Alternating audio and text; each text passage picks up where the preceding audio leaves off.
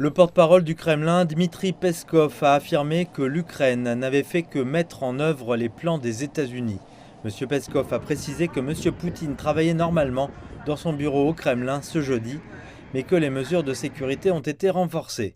L'Ukraine a nié toute implication dans l'incident survenu aux premières heures de mercredi, lorsque des images vidéo ont montré deux objets volants s'approchant du Kremlin et l'un d'entre eux explosant dans un flash lumineux. À la suite d'actions ponctuelles prises par l'armée russe et les services spéciaux utilisant des systèmes radars, les appareils ont été désactivés. L'écrasement et l'éparpillement des fragments n'ont fait ni victimes ni dégâts matériels. La Russie a considéré ces actions comme un acte terroriste planifié et une tentative d'assassinat du président russe Vladimir Poutine.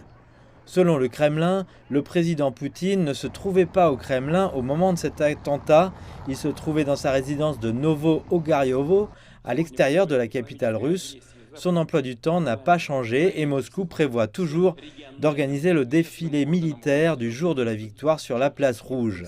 Le Kremlin a affirmé qu'il se réservait le droit de prendre des mesures de rétorsion où et quand il le jugerait nécessaire. Le président de la Douma d'État, Vyacheslav Volodine, a déclaré que l'attaque terroriste contre le président russe était une attaque contre la Russie.